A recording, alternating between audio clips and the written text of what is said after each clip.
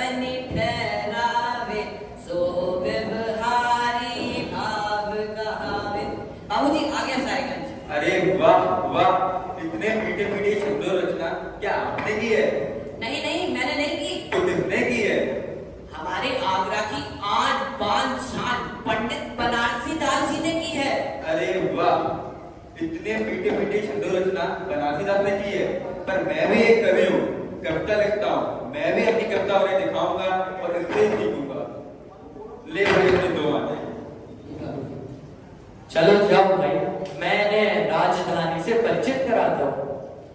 पर एक बात बताओ, तुम इस राजधानी में नए आए हो क्या? हाँ भाई, मैं इस राजधानी में नया आया हूँ। मैं एक कवि हूँ, कविता सीखने हेतु आया हूँ राजधानी में। पर आप कौन हैं? मैं? अरे मैं तो उन महान कवि बनारसीदास जी का मित्र हूँ, जिनके कारण संपूर्ण आगरा में बच्चा बच्चा अध्यात्म के गीत गाता है और संपूर्ण वातावरण अध्यात्ममय हो गया है। अरे अद्भुत, सुनकर मन तृप्त हो गया। जिनके बारे में इतनी महान बातें आपसे सुनी है, उनसे साक्षात मिलकर कितना आनंद आएगा, इसकी तो मैंने कल्पना भी नहीं की थी। कृपया ले चलिए ना उनके पास मुझे माफ कर दीजिए भाई, वे महान कवि बनारसीदास जी तो अब हमारे बीच नहीं रहे। वे इस मनुष्य पर्याय को छोड़कर अपने मोक्ष मार्ग के प्रति अग्रसर हो गए हैं। अरे भाई, क्या कह रहे हो ये तुम? अरे इसमें निराश होने की भी कोई बात नहीं है। भले ही वे आज हमारे बीच उपस्थित ना हो, पर उनका आदर्श व्यक्तित्व हम सभी के समक्ष उपलब्ध है। उनके जीवन की गाथा सुनकर हर एक युवा वीरता की प्रेरणा से भर उठता है। चलो मैं तुम्हें उनके जीवन से परिचित कराता हूँ। उन्होंने अपना स्वयं जीवन लिखा है, जिसका नाम है अर्ध कथाना। चलो मैं ले चलता हूँ तुम्हें और इतिहास के विवरणों में।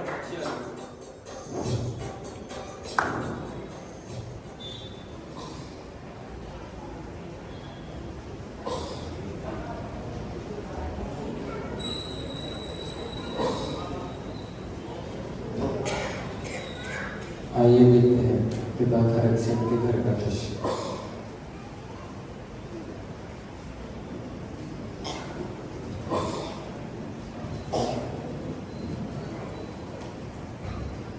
समझ नहीं आता भगवान भी मुझसे क्यों रूठे बैठे हैं।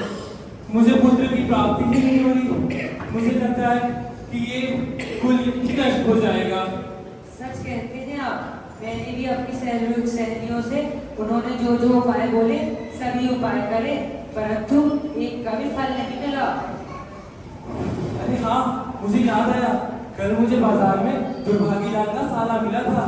बता रहा था कि रोहतकपुर में एक सती माता का मंदिर है, जहाँ जो जाता है उसकी मनोकामना पूरी हो जाती है। तो मैं सोच रहा हूँ कि हमें भी वहाँ चलना चाहिए। भाई बाबूजी सही कहते हैं, बड़ो जश्न है सती माता के मंदिर को। ठीक है लक्ष्मण, हम अवश्य जाएंगे। अरे चलो तुम मेरी सुनो, हम कल सुबह ही वहाँ के लिए निकल रहे हैं। मैं सामान का बंदोबस्त कर आता हूँ, तुम भी तैयार रहना। ठीक है, हम जल्द ही निकलेंगे, कहीं सती माता नाराज न हो जाए। तुम्हें पता है मित्र, खरक सिंह अपनी पत्नी सहित रोहतकपुर गए और एक बार नहीं गए, तीन बार गए। सन 1580 में 2 बार, सन 1584 में भी 1 बार गए, और इसी बीच उन्हें एक पुत्र रत्न की उत्पत्ति भी हुई। हाँ मुझे पता है, परंतु उनका दुर्भाग्य अभी तक सही लगेगा। जो पुत्र पैदा हुआ था ना, वो मात्र 10 दिन में मृत्यु को प्राप्त हो गया। हाँ खैर, जो होना था सो हुआ, यही तो कर्मों की विचित्रता है। किंतु अंतोगत्वा सन 1586 में रविवार के दिन खरक सिंह एवं उनकी पत्नी को एक पुत्र रत्न की उत्पत्ति होती है। चलो मित्र, हमें उनकी खुशी में विघ्न नहीं डालना चाहिए। बिल्कुल। धन्य है सती माता, आखिरकार आपकी कृपा हो ही गई। आज इस कुलदीपक के आने पर भी मेरा घर जगमगा उठा है, परंतु मुझे एक बात का भय सता रहा है, कहीं मेरे पाप का उदय इस बच्चे पर ना आ जाए। अगर ये भी पिछले बच्चे की तरह हमसे छिन गया तो। सुनिए जी, आप इस प्रसन्नता की घड़ी में इस तरह की मनमोसी की बात ना करें। भगवान सबका भला ही करेगा। और अब बताइए, आपने मेरे मुंडे के लिए क्या नाम सोचा है? अरे हाँ, याद आया, बहुत अच्छी बात याद दिलाई तुमने। मैं कई दिनों से इस पर विचार कर ही रहा था, तो मैंने सोचा है हम अपने पुत्र का नाम विक्रमाजीत रखेंगे। बताओ कैसा लगा नाम? विक्रमाजीत? हाँ, बड़ा ही प्यारा नाम है। यथा नाम तथा गुण। भाई स्वयं तुमने तो कहा था कि यहाँ कोई बनारसी दास की कहानी चलने वाली है। तुम मेरा समय क्यों व्यर्थ कर रहे हो? यहाँ तो विक्रमाजीत की कहानी चल रही है। अरे मित्र, तुम में सब्र की बहुत कमी है, समय बड़ा बलवान है।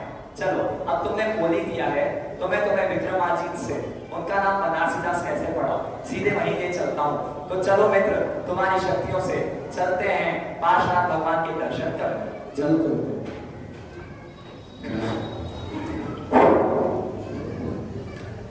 जय हो, 3 लोक में आप प्रभु आपकी प्रतिमा जय हो। प्रभु आपकी प्रतिमा देखकर तो मेरा मन ही भर उठा है। मन करता है आपसे दृष्टि ही ना उठाऊं। सच कहते हैं, इतनी सुंदर प्रतिमा, इससे तो नजर हटाने का मन ही नहीं करता। अरे भाई, कौन हो तुम? जी पंडित जी, हम जौनपुर के रहने वाले हैं और बड़ी की मन्नतों के बाद हमें इस पुत्र रत्न की प्राप्ति हुई है, तो सोचा भगवान के चरणों में रखकर उनका आशीर्वाद ही ले लें।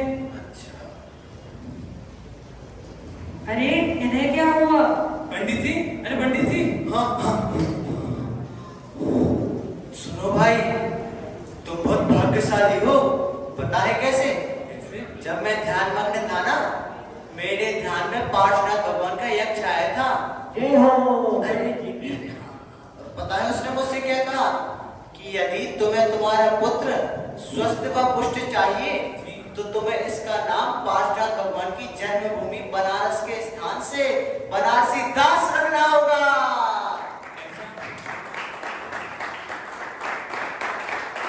पंडित जी, ऐसा आपके यक्ष ने कहा?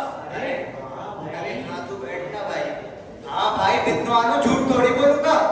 धन्य है शिखर जी के पारस बाबा, आखिर अपने भक्तों की कितनी चिंता करते हैं।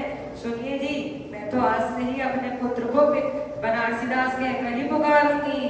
हाँ हाँ भाई सुनो, नाम तो पड़ गया बनारसी दास। अब तुम इधर आए हो, भावना अच्छी है, परिणाम तो अच्छे होंगे, तो अब थोड़ी दक्षिणा भी देते जाना। पंडित जी मेरे को इतने अरे हाँ, तुझे मिलना भी हो ना। जी पंडित जी, दे देंगे। हाँ, बोलो पार्श्वनाथ भगवान की। जय हो जय हो जय हो।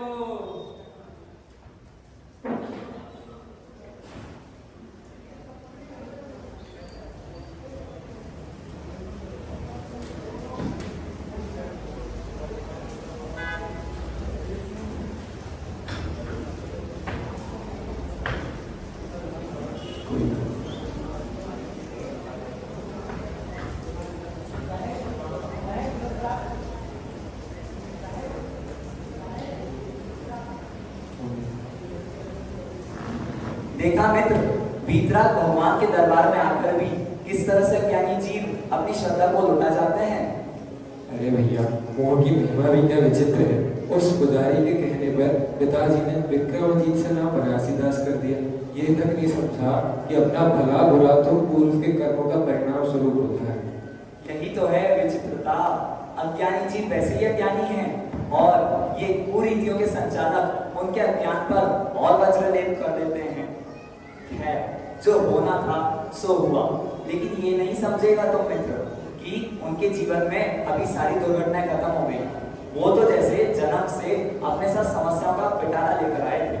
तुम्हें पता है, जब वे 5 वर्ष के हुए तो उन्हें संग्रहिणी रोग हो गया। 5 वर्ष में? हाँ, जो पूरे 1 वर्ष चला। और जब वे 7 वर्ष के हुए तब उन्हें चेचक रोग हो गया। फिर से? हाँ, वे और पीड़ित रहे, किंतु जब थोड़ी स्वस्थ अवस्था आई तो 8 वर्ष की उम्र में वे चढ़शाला गए। अच्छा हाँ, मैंने सुना था जब वे 14 वर्ष के थे ना, तब तक उन्होंने पंडित देवदत्त जी के समारोह में अध्ययनरत रहे थे और उन्होंने 400 श्लोकों का ज्ञान किया था। फिर बढ़ते बढ़ते उन्होंने भानुचंद जी के साथ अपना समय व्यतीत किया और आगे की ज्ञान उनसे प्राप्त करा। और इतना ही नहीं, उनकी कविताओं में बहुत विशेष रुचि थी। कवित्व गुण तो वे अपने साथ जन्म से ही लेकर आए थे। तुम्हें पता है, उन्हें कवित्व का ये गुण आगे तक इतनी आसानी से नहीं ले जाने मिला। चलिए, आपको मैं एक जगह लेकर चलता हूँ, अगर तुम्हारी आज्ञा हो क्षेत्र। समय में लेकर चलते हैं क्षेत्र की आज्ञा से, जहाँ पर वे 15 वर्ष के हैं और उनको कुष्ठ रोग हो गया है। कुष्ठ रोग के कारण वे अपनी दूसरी पत्नी के ससुराल, अपनी दूसरी पत्नी के मायके में हैं। वहां पर 10 माह तक उनके ससुर उनकी सेवा करते हैं, किंतु जब वे वापस घर आते हैं तो देखते हैं उनके पिता से क्या भी संवाद होता है। तब से ये संवाद चलते आ रहे हैं। हाँ, उनके पिता से उनकी नहीं बनी जाता मित्र। चलो चलते हैं।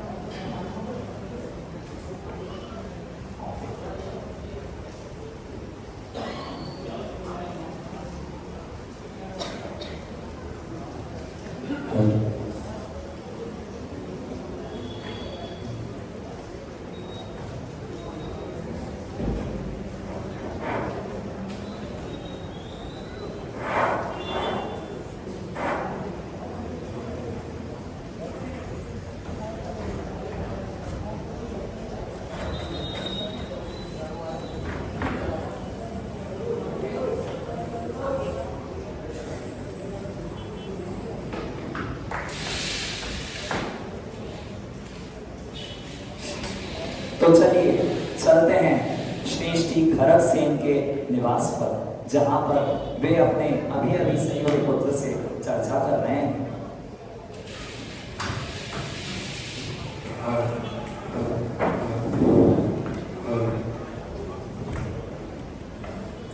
जी, आपने बुलाया? बनारसी, तुम 16 साल के हो चुके हो और अभी तक तुमने अपनी आजीविका का 1% भी कुछ नहीं किया है। पिताजी, मैंने ये सोचा है कि मैं अपनी कवित शक्ति से ही अपनी आजीविका दौड़ाऊंगा। तुम्हें लगता है ये आज की समाज ये कविता को कुछ मायने रखेगी? ऐसे चलोगे अपनी आजीविका? पिताजी, ऐसा हो तो मैं समाज से विरुद्ध जाऊंगा। समाज के विरुद्ध नहीं जा सकते। तुम बड़े पुत्र हो, तुमने सुक्ति भी नहीं सुने हैं। कौन सी सूख थी? बहुत पड़े बामन और बाट, बट कुत्तो बैठे काट, बहुत पढ़े तो मांगे भी, बड़हु बुध बट के सीख। भाई पिताजी, कोई भी सूख थी, परंतु मैं समाज से विरुद्ध ही जाऊंगा।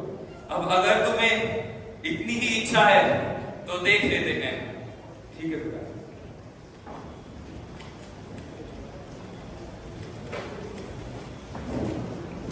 देखा मित्र, इस तरह बनारसी दास जी ने अपने कवित्व गुण को खत्म नहीं होने दिया। हाँ, ये बात तो है।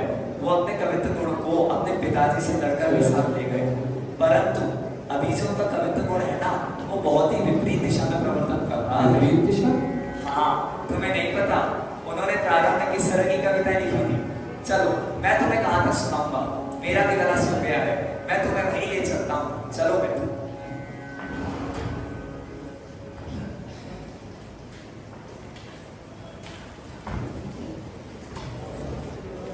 अरे बनारसी, ओ बनारसी, कहाँ हो?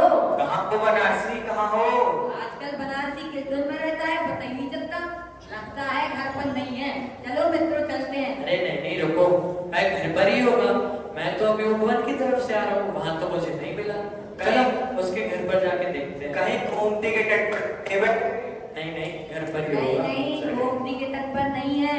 अभी मैं थोड़ी देर पहले ही बल्लू धोबी के यहाँ गया था, गोमती के तट पर। वहां ना तो बल्लू धोबी मिला, तो मैंने सोचा बनारसी दास जी के थोड़े कवित्व ही सुन लूं। पर हाय मेरी किस्मत, वहां बनारसी दास जी भी नहीं मिले। चलो चलो आओ। अरे मित्रों, तुम लोग कब आया? आओ आओ बैठो। हम बैठ तो जाएंगे बनारसी, पर ये बताओ इतनी दोपहरी में क्या कर रहे हो तुम? कौन सी खिचड़ी पका रहे हो? कौन? बताओ भाई, तो। ऐसा तो कोई खिचड़ी पका नहीं रहा मैं, परंतु मैं श्रृंगार रस की कविता लिख रहा था। अच्छा। ऐसा जब मैं कविता लिखता हूँ तब मुझे बाहर क्या चल रहा है कुछ पता ही नहीं चलता, क्योंकि मैं अपनी कल्पनाओं के सौंदर्य को पृष्ठों पे उतारता हूँ। श्रृंगार के काव्यों का अकेलना चाहते हो मित्र? एक दो रस भरे तक हमें भी सुना दो बनारसी। बनारसी, एक काम करो, तुम अपने श्रृंगारिक काव्य की मूर्तधारा जरा बरसाओ तो। ये चारू और देव ये पतझड़ के चपटे गाकर तुझे हुए हम मर गए, तुम सुनाओ तो। अरे लाता हूँ, रुको। सबसे पहले मैंने लिखा है, नंदन वन की पुष्पलताएं, अरे नंदन वन की पुष्पलताएं झूम झूम कर तुम्हें बुलाती। नंदन वन की पुष्पलताएं झूम झूम कर तुम्हें बुलाती, यादों में तो आ जाती तुम। अरे यादों में तो आ जाती तुम, किंतु सत्य में क्यों नहीं आती? कुछ भी कहो बनारसी, तुम्हारे श्रृंगारिक काव्य का तो कोई जवाब ही नहीं। ऐसा लगता है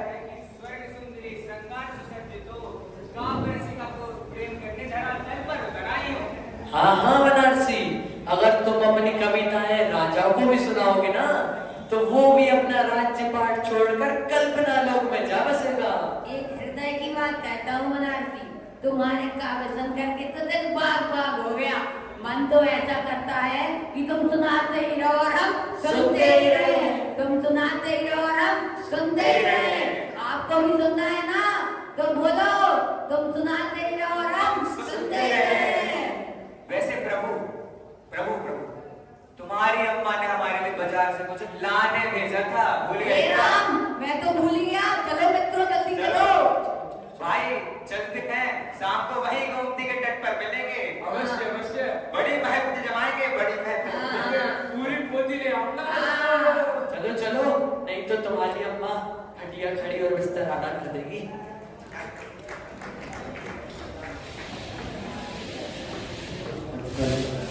साय का समय गोमती नदी के तट पर जा रहे मित्र मिलते हैं। देखते हैं आगे का दृश्य।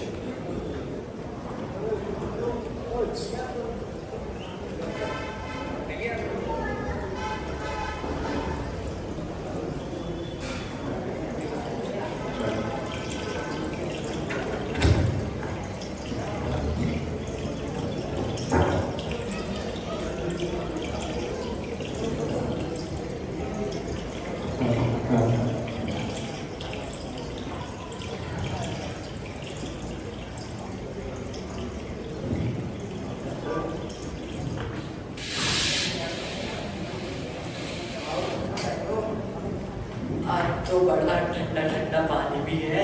बनारस से आज तो पूरी बोतल लेके आए हो, कैसे लग रहा है पूरी शाम भाई बन जमेगी। अरे हाँ, इसमें कुल 1000 कितने 1000 दोहे और चौपाई छंद है। इसका तुमने नाम क्या रखा है वैसे, तुमने बताया नहीं। इसका नाम मैंने रखा है नवरस पदावली। वाह, तो देर क्यों करते हो, सुनाओ ना। लो सुनाता हूँ। खेलत बसंत होरी नवल छिबिली जोरी, उड़त गुलाल अनुराग को सुरंगरी, मृदु मुस्कानी और फूल ए फूल भय, हाव भाव साधे बीज सोहे अंग अंगरी, नैनी की चिंतनी छिरकनी प्रेम नीर, संचित पिय हिय भरी रस रंगरी है, हित ध्रुव बीजे सुख भारी दब रासन हास, सोही सुख देखे सखी दे नहीं अभंग है, सोही सुख देख रेनी देह ही अभंग है। कभी अचानक से बनारसी दास विचार मग्न हो जाते हैं। वे सोचते हैं, जो बोले एक झूठ जो बोले होई, नरक जाय दुख देखे सोई, मैं तो कल्पतीत वचन अनेक, कहे झूठ सब साचु न एक। अरे अगर कोई एक झूठ बोलता है तो नरक जाता है, और मैंने तो ऐसे अनेक काल्पनिक वचन बोले हैं जो तो झूठ है, उनमें से कोई एक भी सच नहीं, तो मेरी क्या दशा होगी। मुझे अपने जीवन में परिवर्तन लाना चाहिए। मेरी यह कृति झूठ से भरी हुई है, इस कृति से किसी को कोई लाभ नहीं है। इसका सही स्थल तो गोमती नदी का रसा स्थल ही भाषित होता है।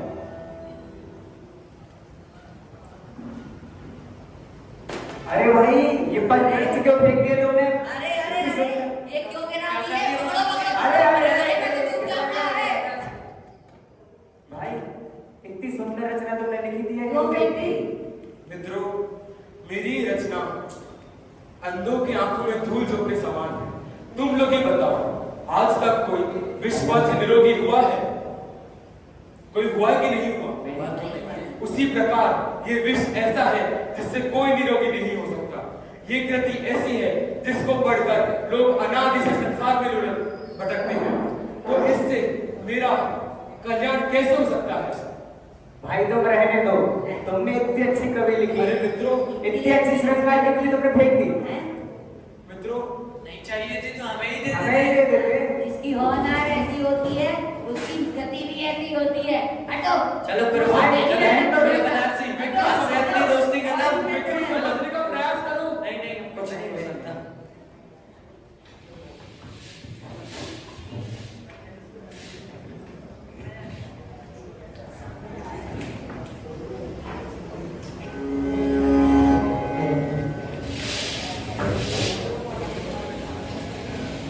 देखा मित्र, सत्संगति के समान कोई सच्चा मित्र नहीं होता और कुसंगति के समान कोई शत्रु नहीं होता। भाई बनारसी दास जी ने ना उस दिन गोमती के तट पर ना सिर्फ अपनी श्रृंगार रचना फेंकी थी, बल्कि साथ ही अपने व्यसनी मित्रों का साथ भी छोड़ दिया था। और पता है, अब तो वो बिना देव दर्शन के दातून तक नहीं करते थे, और चिंतन स्वाध्याय मानो उनके जीवन का एक लौता अंग बन गया था। यद्यपि उनकी यह नवरस पदावली नामक कृति हमारे समक्ष उपलब्ध नहीं है, किंतु मैं तुम्हें बता रहा हूँ, यदि उपलब्ध होती ना तो श्रृंगार रस की सबसे अद्भुत कृति होती। आखिर हमारे कवि थे ही इतने महान। खैर, जो हुआ सो हुआ। उनके जीवन में इस आमूलचूल परिवर्तन को देखकर उनके पिता का चित्त भी पिघल गया और उनका हृदय परिवर्तन हो गया। उन्होंने उसके बाद बनारसी दास जी से किस प्रकार आगे का कारोबार संभालने को कहा। चलो मित्र, देखते हैं।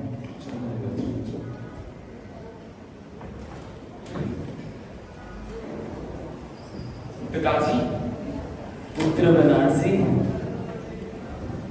मुझे खुशी है कि तुमने अपनी गोमित्र मंडली और छोटी संगति को छोड़ दिया है। अब मैं वृद्ध हो चला हूँ और ये व्रत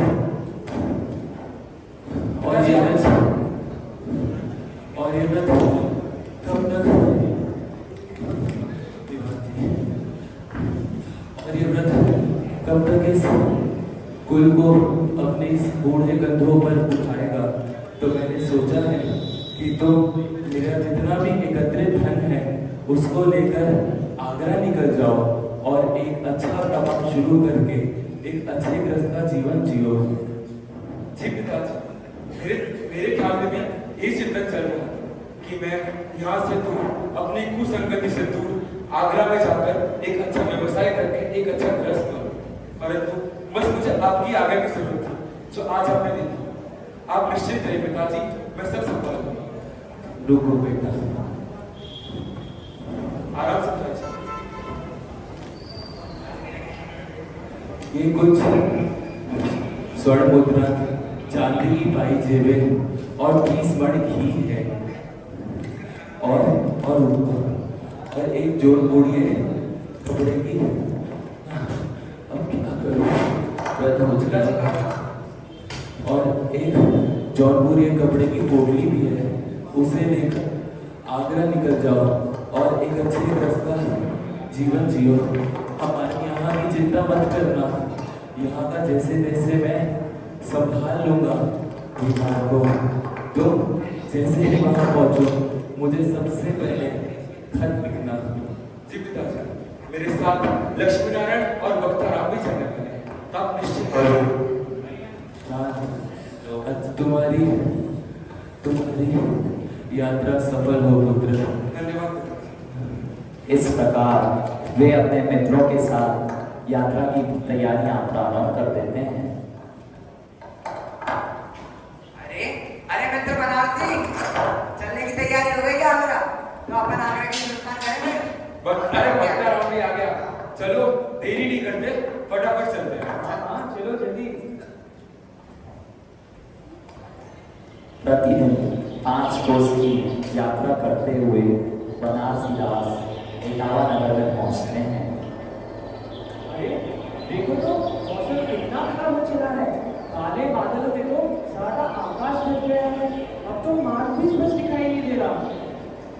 अरे सही कहते हो मित्र, लगता है बारिश होने वाली है। अरे जान बचाने के लिए कई क्षण खुलनी होगी बनारसी। देखो बादल फट रहे हैं बनारसी, बादल फट रहे हैं।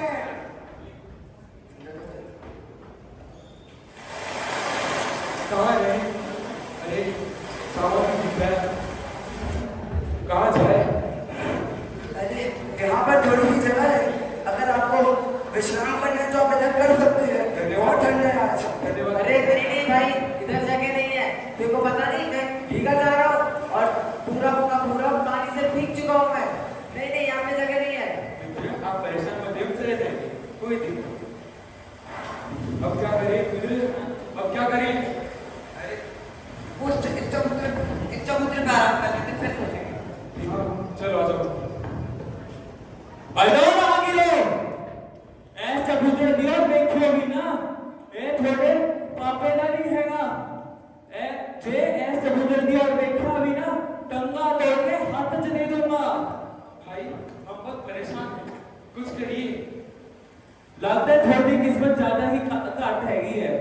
ऐसा करो कि तुसी अगर थोड़े को ले कुछ होवे नाश्ता पानी, तो फिर मैं थोड़ी व्यवस्था करा। भाई हमारे पास सिर्फ इतना ही धन बाकी है। अरे इतने में मैं आज यहीं रात को हो जाऊं और सुबह को उठा के चले जाना। इनके नीचे सुना पड़ेगा।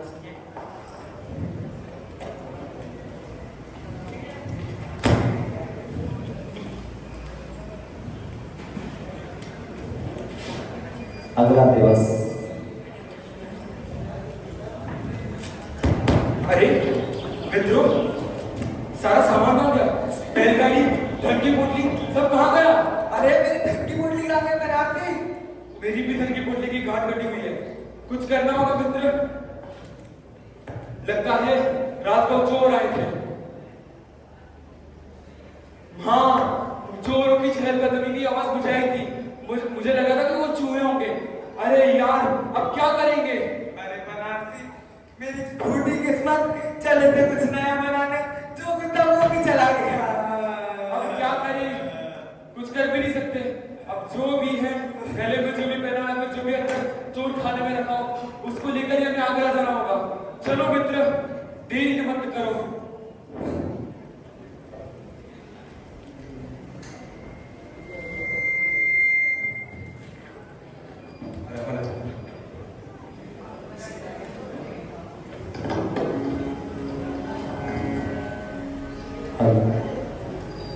तो अब हम देखेंगे कि व्यक्तित्व एक विकासशील प्रक्रिया है। अब आइए देखते हैं बनारसी दास जी का जीवन मिथ्यात्व में कैसा था और साहित्य में कैसा। अध्यात्म के पहले मिथ्यात्व की बात। हाँ, मिथ्यात्व में भी उनके साथ घटना हुई थी। चलो मित्र चलते हैं।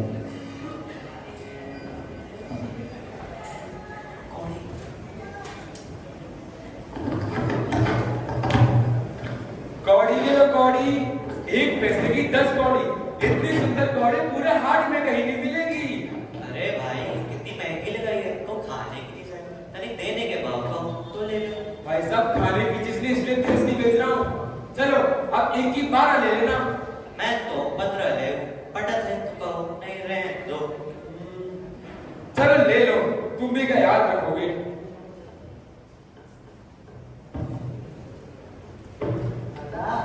अलाक निरंजन,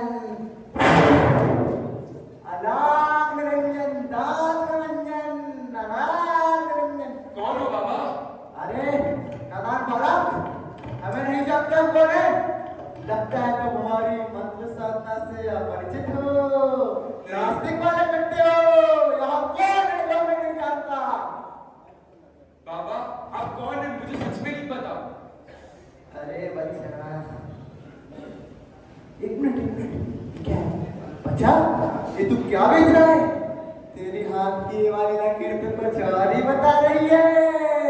दिखाई नहीं देता बाबा, कौड़ियां बेच रहा हूँ। 1 रुपए 1 पैसे की 10 कौड़ी है। पूरे हाट में सबसे सुंदर मेरे पास मिलेगी, वो भी इतने सस्ते भाव में। लेनी है तो ले लो। अरे बच्चा, बाबा को कौड़ियों की क्या आवश्यकता? बाबा के पास तो स्वर्ण की दीनार बनाने वाला मंत्र है। क्या स्वर्ण की दीनार? हाँ, स्वर्ण की दीनार। वो तो मैंने तेरी रेखाएं देख के रोक गया। अब बता तुझे तेरी किस्मत बदलनी है या नहीं? जी बाबा अवश्य, मुझे मेरी किस्मत बदलनी है। तो सुन, मैं जो कहूँगा वो तू मानेगा? अवश्य बाबा, आप जो कहेंगे वो मैं करने तैयार हूँ। तो सुन, मैंने बहुत ही शांत चित्त से एकांत में शौचालय में बैठकर इस मंत्र की साधना की है। अतः तुझे भी इसी का ध्यान रखना होगा। शौचालय? पर वो क्यों? वो तो इतनी अपवित्र जगह है, वहाँ पर मंत्र साधना? अरे हाँ बच्चा, पूरी बात तो सुन। तुझे वहाँ पे 1 वर्ष तक बैठकर शांत चित्त से मंत्र का जाप करना होगा। और अवश्य जब तू 1 वर्ष तक यह करेगा तो तेरी मंत्र साधना सिद्ध होगी और तुझे प्रातः तेरे घर के बाहर स्वर्ण की दीनार मिला करेगी। 1 वर्ष तक शौचालय में मंत्र साधना? चलो ठीक है, परंतु आपकी पवित्रता की परिभाषा कुछ अलग नहीं लगी मुझे। चुप! बड़ा आया मुझे सिखाने वाला, जानता नहीं? अरे भाई, गंदगी तो आदमी के दिमाग में होती है। मैं तो शौचालय को पवित्र स्थान मानता हूँ जहाँ हम अपने विकारों से हल्के होते हैं और पवित्रता का अनुभव करते हैं। छी छी बाबा, आपकी पवित्रता की परिभाषा कुछ अलग ही है। अरे जल्दी बता, तुझे मंत्र चाहिए कि नहीं? चाहिए चाहिए। अब आए ना लाइन पे, बाबा की मंत्र साधना का समय हो रहा है। अरे आप मुझे मंत्र दे दीजिए और उसको सिद्ध करने की विधि भी बता दीजिए। हाँ, विधि तो बता दी ना, ध्यान रखना। सुन, मंत्र ले।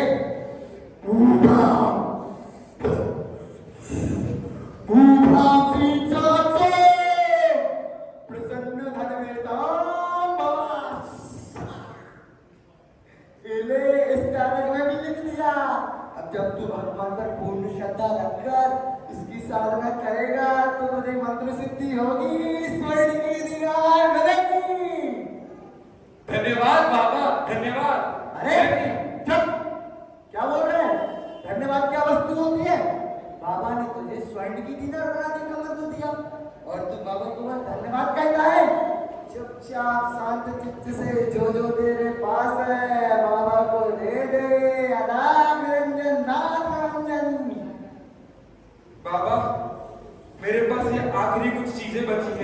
कुछ स्वर्ण की दीनार है जो मैंने बहुत मेहनत से कमाई है। अरे भाई दीनार तो हाथ का खेल है। और सुन, यदि और भी हो तो ताजमहल के पीछे साधना करते हैं। नहीं नहीं, परंतु आप मेरे को विश्वास कीजिए कि मंत्र काम तो करेगा ना। हाँ भाई, भगवान पर पूर्ण श्रद्धा रखना, ये मंत्र अवश्य काम करेगा। अलाग निरंजन दास प्रबंधन। अब तो स्वर्ण की दीनार लाऊंगा। देखा तुमने मित्र, लोग सही कहते हैं, मिथ्यात्व और अज्ञानता से बड़ा शत्रु इस जीव का कोई है ही नहीं। और ऊपर से वो जो धन से ही अपने आप को सक्सेसफुल हुआ है, तो उसका तो और क्या ही। सही कह रहे हो तुम मित्र। सच्चे देवशास गुरु के अलावा इस जगत में कोई नहीं है जो हमें हित का मार्ग बता पाए। खैर, और पता है बनारसी दास यहाँ पे पुजारी को पैसे तो दे दिए, साथ ही साथ मिथ्यात्व का पोषण करने लग गए। यही तो है संसार का स्वरूप मित्र, यही है कर्मों की विचित्रता। पर तुम्हें पता है, यहीं पर दुर्भाग्य समाप्त नहीं हुआ। मैंने प्रारंभ में कहा था ना, दुर्भाग्य तो वे अपने पूरे जीवन भर ले लाए थे पोटली भरकर। अभी वो फिर यात्रा पर जाते हैं ताकि और धन कमा पाए। वहां पर भी दुर्भाग्य ही रहता है। तुम जानना चाहते हो क्या हुआ? चलो मित्र।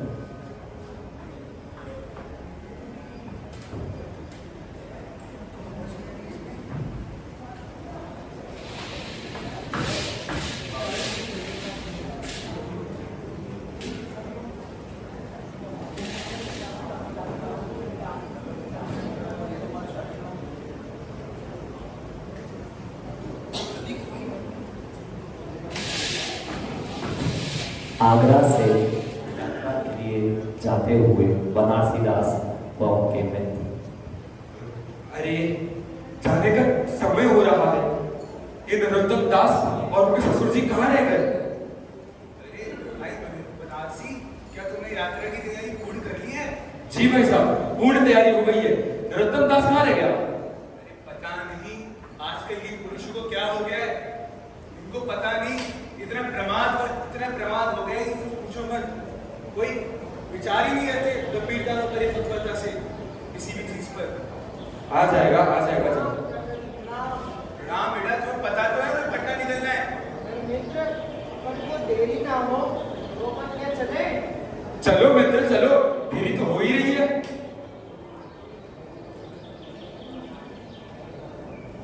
भाई साहब फटाफट जाना चाहिए, क्योंकि रात हो जाएगी। फिर एक गांव आता है जहां पर चोरों का बहुत खतरा रहता है।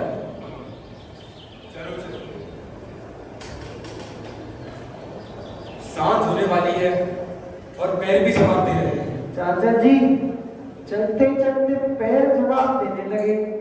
अगर आप कहें थोड़ी देर यहाँ ठहर कर विश्राम और जलपान कर ले। बेटा थकान तो मुझे भी बहुत हो रही है। वो वृक्ष दिखाई दे रहा है, वो मुझे उचित स्थान दिख रहा है विश्राम करने के लिए। हाँ, परंतु हमें कालीराज ग्राम के जंगलों को पार कर लेना है। कहते हैं उस ग्राम में बहुत ही ज्यादा चोर और लुटेरे हैं और उनको वहां से कोई भी वापस नहीं पहुंच पाता। मेरे पास एक युक्ति है। मैंने सुना है कि जो चोर होते हैं वह ब्राह्मण लोगों के साथ ठगते नहीं है, क्योंकि वो ब्राह्मणों को भगवान का प्रतिनिधि मानते हैं। तो अगर हम ब्राह्मण का वेश धारण कर ले तो चोर हमें नहीं ठगेंगे। मैंने सूद का धागा रखा है, हम उसका छवि बना सकते हैं। हाँ, सही बात। वाह भाई बनारसी, मेरे बात तो है, इस विषम समय में भी तुम बड़ी शांत चित्त से युक्तियां निकाल लेते हो। लेकिन बेटा जल्दी करो, विलंब ना करो। मेरे पास मैंने तो पहन लिया, आप भी पहन लीजिए। और तिलक के लिए मैंने हल्दी वाला नमक खाने के लिए रखा था, हम उसको तिलक की तरह यूज कर सकते हैं। अरे लेकिन फिर अपन उस टाइम पर तिलक के टाइम में क्या करेंगे इसका? तुम थोड़े से बहरे हो गया, अभी तो बताया। इतने गंभीर समय में मखौल मत उड़ाया करो यार। चलो ठीक है। भाई तुम बात तो बहुत सही कहते हो, लेकिन एक बात हमेशा ध्यान रखना, कभी डरना मत। कभी भी बिल्कुल भयभीत मत होना, लेकिन हमेशा सावधान जरूर रहे। एकदम सावधान, कोई नहीं रहेगा अपनी जगह से। कौन हो भाई तुम, और इस तरह क्यों रुका है हमें? हम हैं रामपाल ठाकुर के सबसे होशियार एवं बहादुर चोर। हमें नहीं जानते, हम उनके एकदम बहादुर चोर हैं। एक काम करो, बांधो इन तीनों को, वहीं देख लेंगे इनका हिसाब किताब।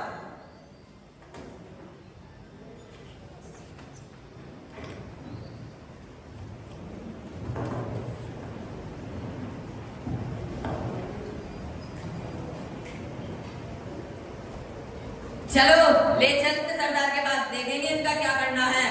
सरदार, ओ सरदार, आज देखो हम क्या क्या लाए हैं, वो भी एक नहीं 3-3 रत्न लाए हैं। ओए होए होए होए होए, जिया मेरा रंगीला रत्ना, सरदार खुश हुआ है। जरा मुखड़ा तो दिखाते हैं। ये लीजिए सरदार। अरे आखिर हम दो हमारा ये लगा तो आज तू चली आज कम रही है। अरे सरदार, गलती का भाई जिन तो समझ में नहीं, आप तो बता दो कब आपकी गलती। अरे तलक जलेलू आंख के अंदर कदो, ये तुम किले उठा लाए, तुम्हें मालूम नहीं है। खोलो लाए को, खोलो। तो सरदार अब क्या करें?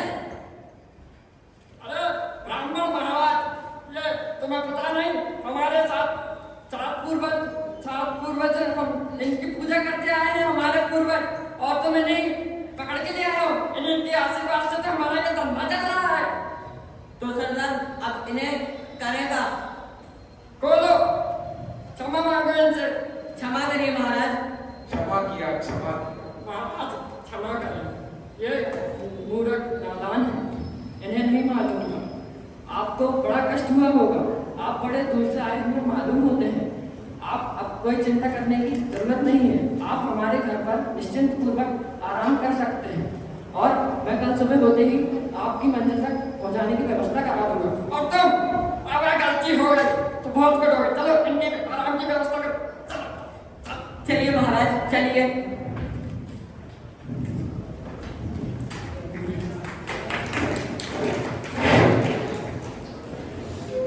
देखा मित्र, विधि का विधान भी कैसा है। एक और विपत्ति में विपत्ति, विपत्ति में विपत्ति, विपत्ति में विपत्ति, और दूसरी ओर वो जो डाकू लूटने वाला था वही सेवक बन गया। यही तो है मित्र, तुम्हें पता है जितवाणी में सत्य कहा है कि अपने सोचे विकल्पों से कुछ कार्य नहीं होता। यदि उदय अनुकूल हो तो छोटी छोटी युक्तियां भी बड़ा फल दे जाती हैं। है यही हुआ है। पर मित्र, मैंने तो सुना था बनारसी दास जी ने नाटक समय से नाम का ग्रंथ भी लिखा था। हाँ मित्र, तुम में सच में सबर नहीं है। हुआ यूं कि अभी तक तो वो श्रृंगार में ही लगे हुए थे, किंतु जब वे 30 की शादी के लिए सन 1623 में खैराबाद गए, तब उन्हें एक अरथमल ढोर नामक व्यक्ति मिला। अब सब मेरे से ही सुनोगे क्या? चलो तुम्हारी आज्ञा से मैं तुम्हें दिखाई देता हूँ, चलो।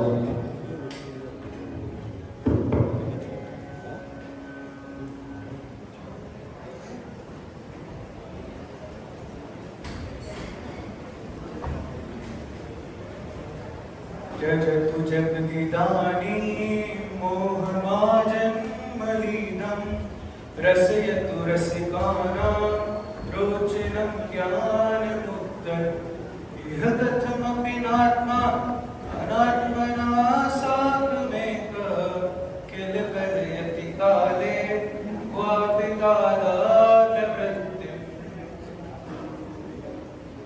भाई साहब, आपसे प्रश्न पूछ सकता हूँ? हाँ भाई साहब, बिल्कुल पूछिए। आप कौन सी ग्रंथ का स्वाध्याय कर रहे हैं? ये सुनकर तो मन प्रसन्नचित हो गया। मैं पांडे राजवंशी ग्रंथ बालबोधिनी टीका का स्वाध्याय कर रहा हूँ, जिसको समयसार कलश के नाम से ही जाना जाता है। आप अभी कुछ बता रहे हैं, उसका अर्थ मुझे स्पष्ट कर सकते हो? मैं इसमें कलश 22 को पढ़ रहा था, जिसका अर्थ कुछ इस प्रकार है। जगत मोहम त्यजतु, संसारी जीव राशि मिथ्यात्व परिणाम को सर्वथा छोड़ो। एक सेकंड, एक मिथ्यात्व परिणाम को छोड़ना है, परंतु कब? आज, कल, परसों, नरसों, 1 साल बाद, 2 साल बाद, कब? अरे मित्र, इधर सब कुछ बताया है। कब छोड़ना तुम्हारा प्रश्न यही है ना भाई? अभी छोड़ो, इसी वक्त, इदानी। अभी? हाँ, अभी। वाह, आगे क्या लिखा है? इसका भावार्थ आप स्पष्ट कीजिए। इसका भावार्थ कुछ इस प्रकार है कि शरीरादि पर द्रव्यों के साथ जीव की एकत्व बुद्धि विद्यमान है। वह सूक्ष्म काल मात्र भी आदर करने योग्य नहीं है। सूक्ष्म काल मात्र भी कैसा है वो? आजन्मलीनम, अनादिकाल से लगा हुआ है ये मोह। तो इस मोह को इस मात्र अभी के अभी छोड़ो। इसको सुनकर तो मेरी आत्मा का हित प्रतिभासित होता है। क्या मैं इसे पढ़ सकता हूँ? अरे ये कैसी बातें कर रहे हो बनारसी? तुम पता है ना, हमें पता है कि तुम बनारसी दास हो। तुम समय साथ कलश ये ले लो। मैं तो यही बोलूंगा, यही चाहूंगा कि तुम मोक्ष मार्ग में लगो और अपना मोक्ष मार्ग प्रशस्त करो। समय सार कलश। धन्यवाद भाई साहब, धन्यवाद। मैं इसका अवश्य अध्ययन करूंगा और अपना मोक्ष मार्ग प्रशस्त करूंगा। जय जय जय जय। तो इसी प्रकार हमारे महाकवि पंडित बनारसी दास कवि बने। यहीं पर उन्हें अध्यात्म की रुचि लगी थी। तो क्या मित्र, अध्यात्म में लगने के बाद उन्होंने अपना कवित्व को छोड़ दिया था? कविता लिखना छोड़ दी थी? अरे मित्र, कैसी बात कर रहे हो? उनने तो जन्म से लेकर अपने मृत्यु समय तक कवित्व में ही अपना समय बिताया। चलो तुम्हें मैं इसका एक ऐतिहासिक प्रमाण देता हूँ। अरे वो तुलसीदास वाली? हाँ वही। चलो मित्र, तुलसीदास और बनारसी दास से मिलकर आते हैं। बिल्कुल।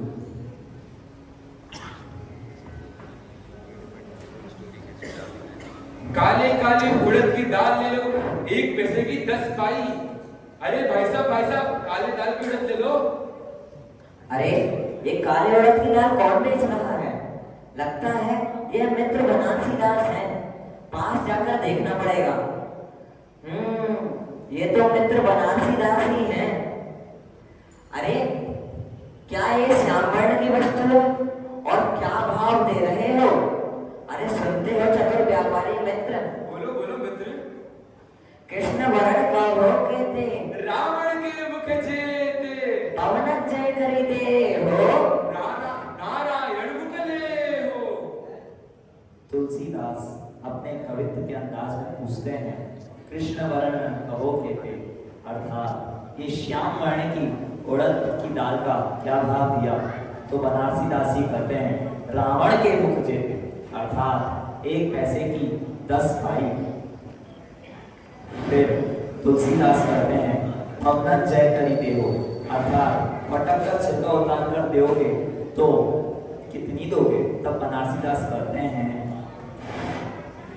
नारायण मोहले हो। यदि फटक कर दूंगा तब 1 पैसे में 9 पाई दूंगा। इस तरह मध्यकालीन युग के 2 महान मित्र कवियों में वार्ता करते थे कवित्व शैली में। एक दिन वे दोनों वापस से रास्ते में उनका मिलन होता है। मित्र तुलसीदास, तुम्हारी शैली से मालूम पड़ेगा कि तुम हो। बहुत दिनों बाद मिले। बस कुछ नहीं, मैं भी अपना संसार से चित्त हटाकर प्रभु राम की भक्ति में रहने की कोशिश कर रहा हूँ। और तुम बताओ मित्र, तुम्हारा क्या चल रहा है? मैं भी इन व्यवसायों में कहीं ना कहीं आत्म राम को खोज लेता हूँ। अच्छा, वैसे मैं बनारस आने की सोच ही रहा था।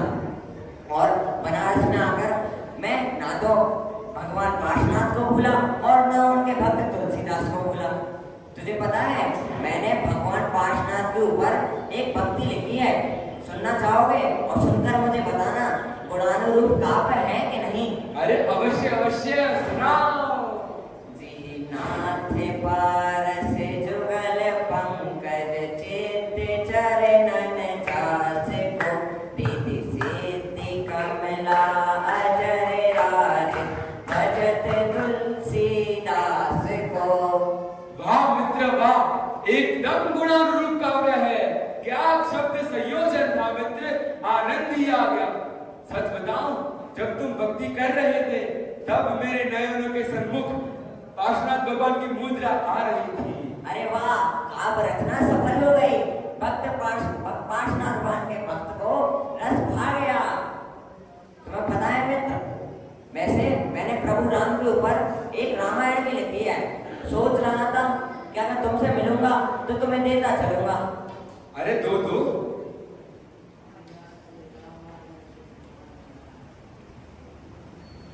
और इसका पूर्ण रूप से अध्ययन करके मुझे बताना, अपने विचार मुझे अवश्य ही बताना। अवश्य मित्र, अवश्य।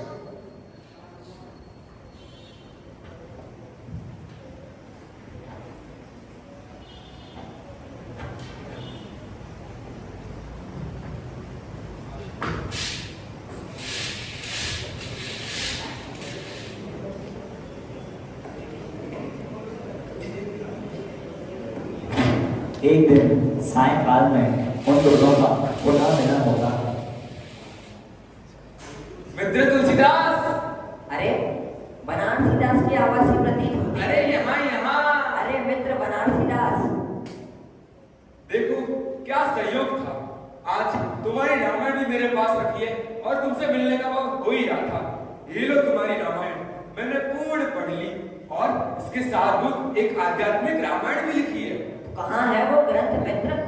अरे वो ग्रंथ तो बनारसी के हृदय में निरंतर चिंतन में चलता रहता है। सुनना चाहोगे?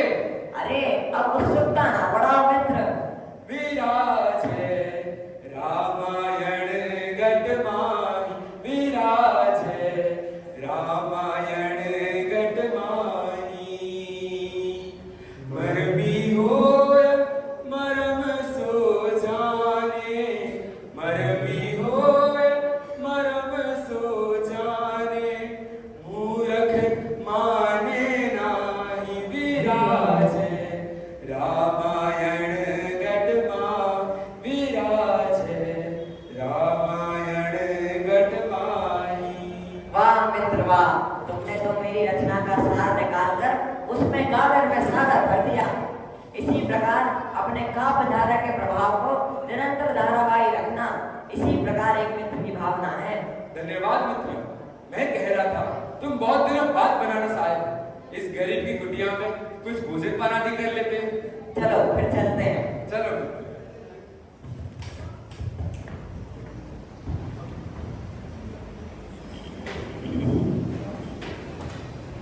देखा तुमने मित्र, किस तरह बनारसी दास जी अपने कवित्व गुरु को हर जगह दर्शाते थे।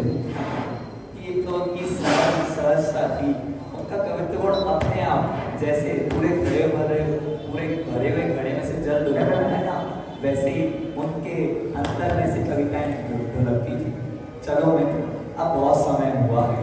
अब हम सीधे तब चलते हैं जब उन्हें अध्यात्म का रस पूर्ण जोर पर लग चुका था और वे नाटक समयसार की रचना प्रारंभ कर चुके थे। पर मित्र, क्या नाटक समयसार की रचना लिखने के टाइम पे उनके कोई दोस्त नहीं थे क्या?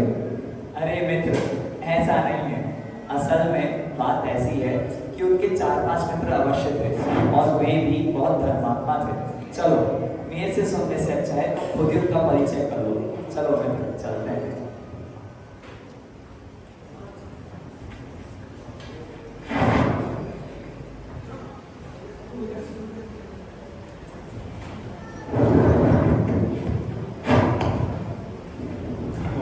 चली विकु सोन करम को करे बौन, जाके रस बौन बुद्ध लोन क्यों गुलत है, गुण को ग्रंथ निर्गुण को सुगम पंथ, जाके रस कहत सुयश अकुलत है, याहि गे जो बच्चित उड़त ज्ञान गगन में, याहि गे विपक्षी जग जाल में रुलत है, हाटक सो विमल विराटक सो विस्तार, नाटक सुनत ही फाटक खुलत है, नाटक सुनत ही फाटक खुलत है। अरे ये क्या, समय ज्यादा हो गया। स्वाध्याय गोष्ठी मंदिर जी में प्रारंभ हो गई होगी। सब मित्र इंतजार कर रहे हैं। अरे मित्र बनारसी दास, फिर से लेट हो गए मंदिर आने में आप। क्या कहूँ मित्र, ग्रंथ रचना में समय का ख्याल ही नहीं होता। ऐसा क्या विशेष लिख रहे हैं आप?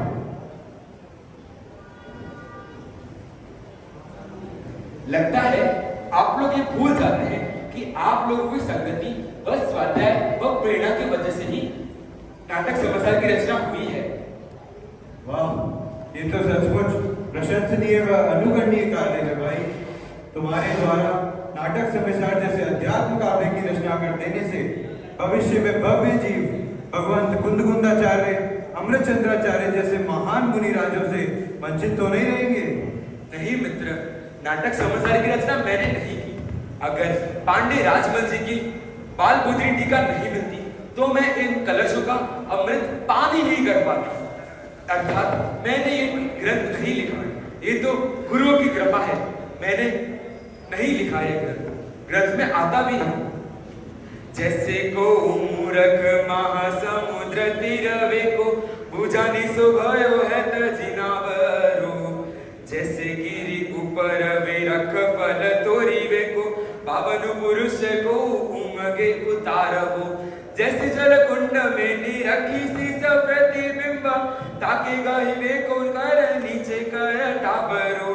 तैसे में अलग बुद्धि नाटक आरंभ कीनो गुनी मोही हंसेगे कहेगे को बावरो।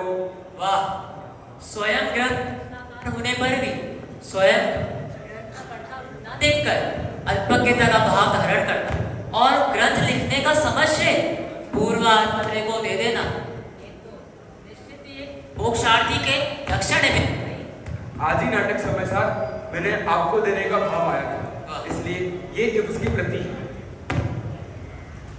आप सही कहते हो चंदी साहब।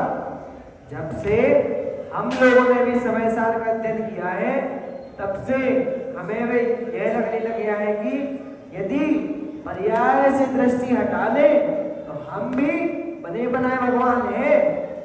सत्य कहते हो भाई खानमल, सत्य कहते हो। आत्मा तो स्वभाव से अकर्ता परिग्रही ज्ञान आनंद रस से परिपूर्ण भरा हुआ। आपकी बात तो पूर्णतः सत्य चंद्रभान जी, पर मुझे ऐसा लगता है आप लोगों को गुणस्थान प्रमाण होने वाले जीव के परिणाम और अध्यात्म दृष्टि को सुमेल करना नहीं आता। मेरा आपसे तो यही परामर्श है कि आप लोग जीव के परिणामों को समझाने वाले ग्रंथ गौबरसार आदि ग्रंथों का अभ्यास कीजिए। कहीं महाभाग्य से प्राप्त ये अध्यात्म निधि आपके संसार का कारण ना बन जाए। अरे तो तेरी किस बात की है? हमारे विद्वत्वर में आप ही एक अच्छे विद्वत्वर हैं। आप ही हमें घुमटसार का दिन करा दीजिए। हाँ, आप ही करा दीजिए। चलो फिर ठीक है, कल से हम अपनी गोष्ठी में गौमटसार जी विस्तारेंगे। चलो भाई, चलो चलिए।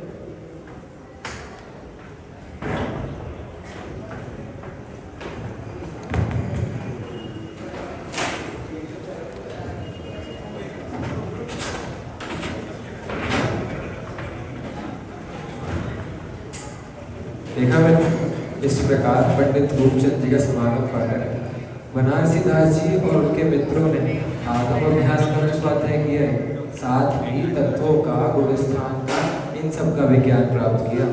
सही कहते हो मित्र, यदि रूपचंद जी का समागम ना मिला होता तो न जाने क्या होगा। किंतु जिस तरह उनकी दृष्टि का परिवर्तन हुआ उसी तरह अब उनके देह परिवर्तन का समय नजदीक आ गया था। अब उनकी आयु से शेष नहीं रही थी। चलो मित्र, अब हम उनके अंतिम समय में प्रस्थान करते हैं। चलो।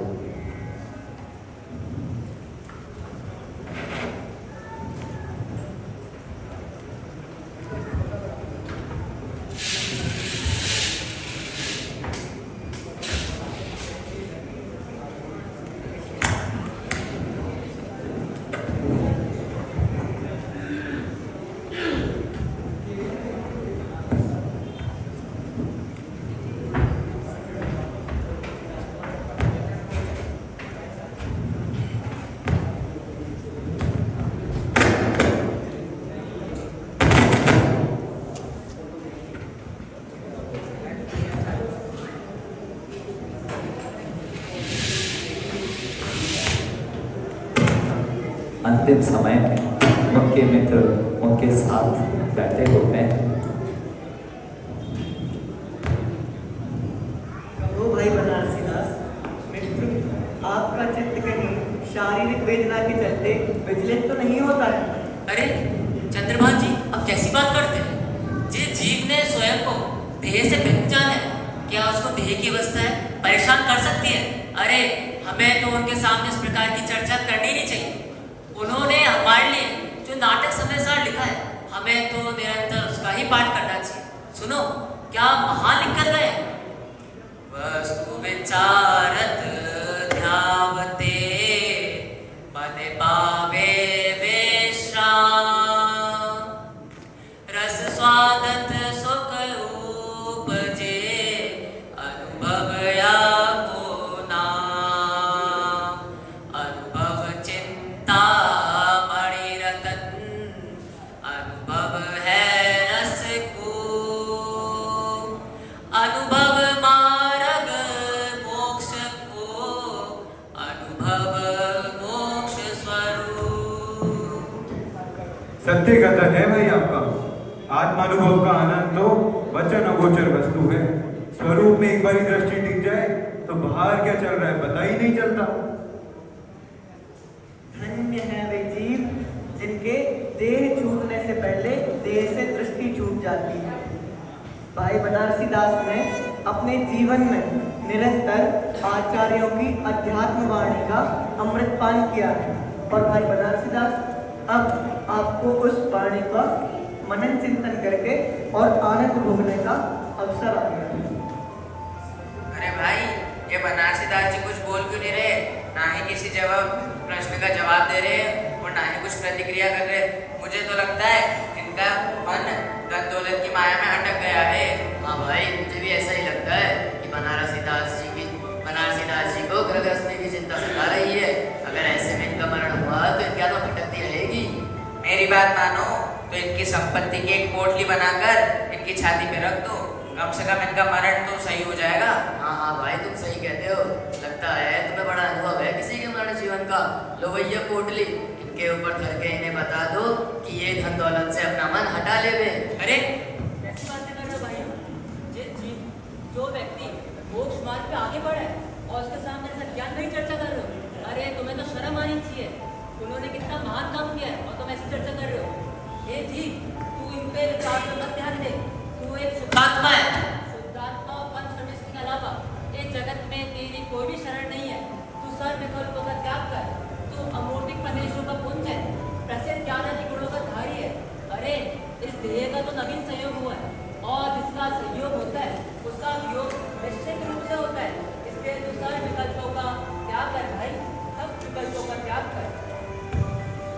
अरे अरे देखिए, बनारसी दास जी हाथ उठाकर कुछ मांग रहे हैं। दीजिए बनारसी दास, इस प्रश्न पर आप जो कहना चाहते लिख लीजिए। भाई संभालिए।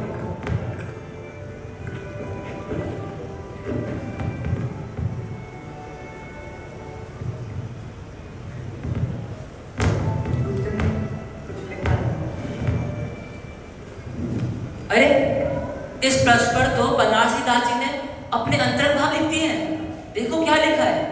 ज्ञान कुतक का हाथ मारे हरि मोहना, प्रगट्यो रूप स्वरूप अनंत जुसोना, जा पर जय को सुनिश्चित जानना, चले बनारसी दास फेर नहीं आवना, चले बनारसी दास फेर नहीं आवना।